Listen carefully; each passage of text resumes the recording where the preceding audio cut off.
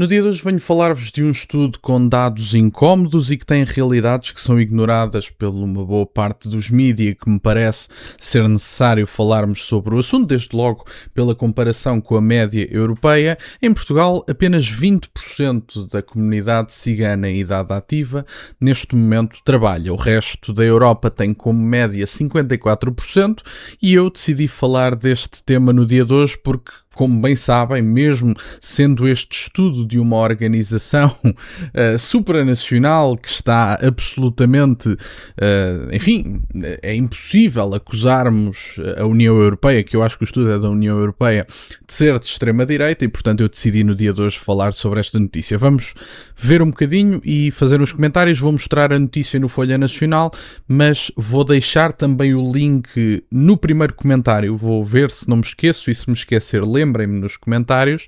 Deixo o link no primeiro comentário afixado para vocês poderem consultar todos os dados, porque o estudo não fala apenas de emprego. Vamos ver esta notícia e fazer nos comentários. Ora, como eu dizia, em Portugal apenas 20% dos ciganos trabalham, no resto da Europa a média é de 54%. 1 em cada 5 trabalha. Baixa taxa de emprego e elevada dependência de apoios marcam a realidade das comunidades ciganas em Portugal.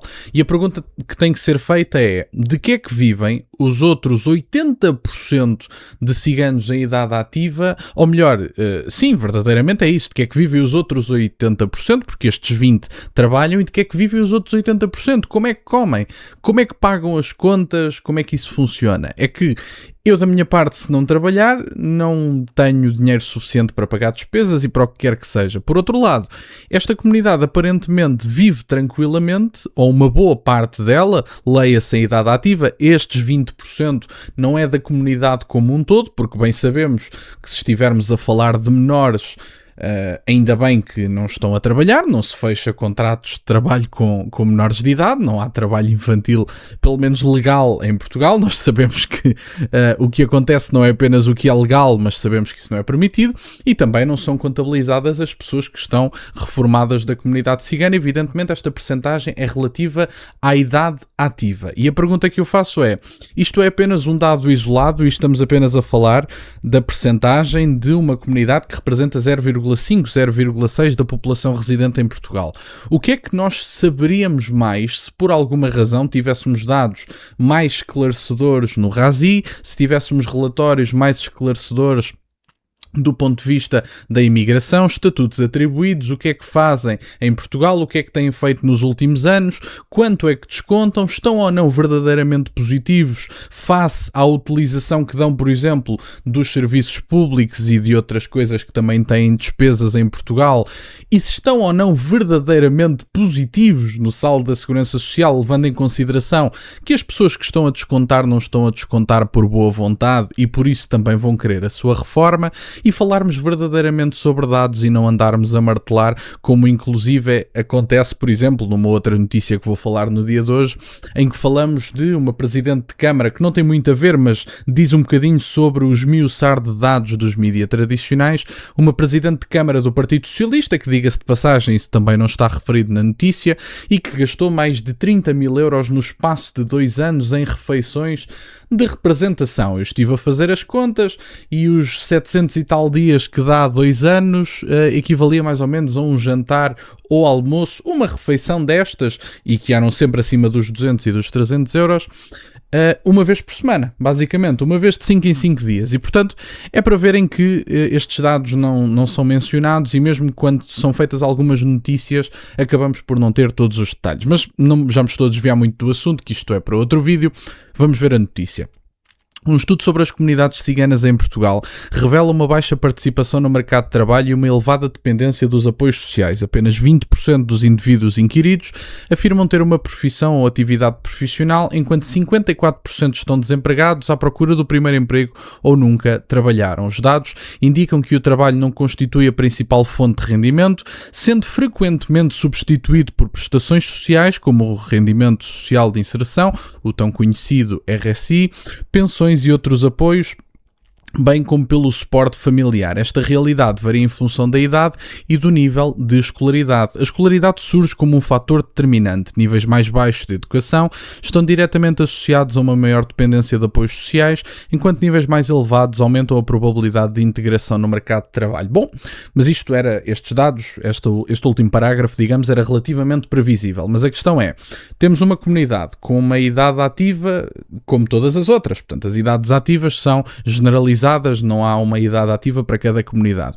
E apenas 20% destes indivíduos têm verdadeiramente um emprego e vivem do seu trabalho, mais uma vez na idade ativa. Não falamos de menores nem de reformados. Essas pessoas estão evidentemente excluídas da percentagem. Não seria justo nós dizermos, como dizemos muitas vezes em Portugal, há X% dos portugueses que estão a trabalhar. Deixamos de parte, quando dizemos isso, deixamos de parte as crianças e deixamos de parte, evidentemente, ou deveríamos deixar de parte também os idosos. Sabemos que Portugal é um país muito envelhecido, um reformado não está, evidentemente, a trabalhar. E, portanto, se não está a trabalhar, caramba, não pode ser contabilizado para qual é a percentagem dos portugueses que estão a trabalhar, ou que estão desempregados, ou que estão isto, ou que estão aquilo. E neste estudo é feita a distinção verdadeiramente das pessoas em idade ativa e eu acho que nem é 20%, acho que em abono da verdade é 21%, e esta média dos 54% a nível europeu é real. E portanto, o que é que os meus amigos andam a fazer? 80% das pessoas em idade ativa, portanto 8 a cada 10 pessoas em idade ativa da comunidade cigana não trabalham. Portanto, como é que isto funciona? Vivem de quê? Eu não conseguiria viver se não fosse pelo trabalho. O estudo evidencia ainda uma realidade preocupante. Uma parte significativa dos beneficiários de pensões e apoios sociais apresenta baixos níveis de literacia, o que limita as oportunidades de inserção profissional e perpetua situações de exclusão. Obviamente que, enfim, o SIG, por exemplo, que é um órgão, que é um pasquim da esquerda progressista no Estado português. Eu agora não me recordo do que é que significa a sigla como um todo, mas é igualdade e mais qualquer coisa. Não me recordo agora do que é que significa a sigla como um todo, mas basicamente vão dizer, bom, mas isto é por exclusão. É porque os patrões, em última instância, são mauzinhos, são preconceituosos e por isso não querem. Não parece ser o caso, porque os patrões, aparentemente, segundo este padrão, parecem disponíveis para contratar pessoas da comunidade cigana com maior escolaridade.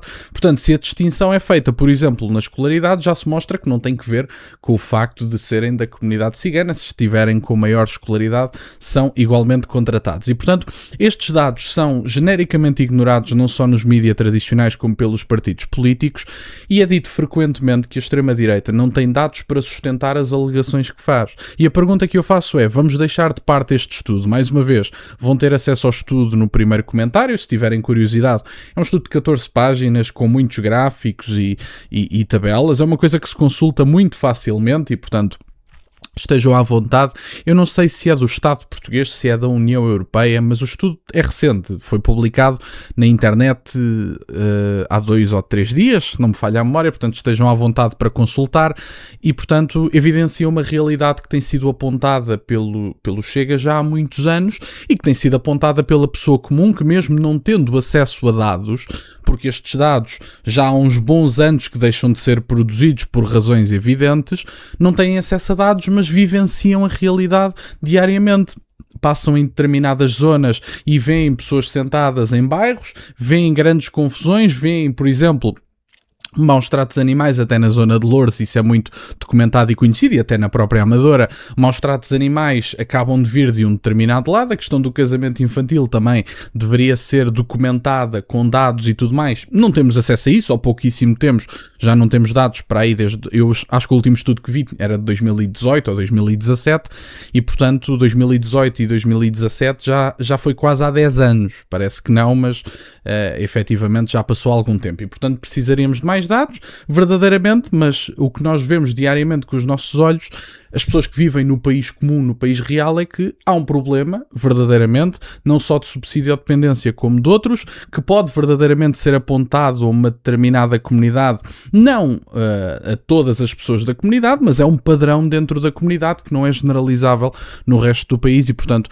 estes dados têm que ser abordados e deixarmos a ótica do coitadinho. Temos que falar dos dados, e se temos que falar dos dados, falemos dos dados, mas têm que ser produzidos. Se não os produzirem, torna-se difícil falar do que quer que seja. Mas a ideia destas pessoas é mesmo esta. Não se produz os dados, os poucos dados que há dizem que estão desatualizados e depois dizem a extrema-direita não tem dados, mas bloqueiam a sua produção dos dados propriamente ditos e criar mais detalhe nos dados que já existem. Mas enfim, no fundo era isto que eu tinha para partilhar. Obrigado por estarem desse lado, deixem o gosto e subscrevam. Têm as minhas redes sociais, o MBA aí na descrição, para o caso de quererem fazer alguma doação.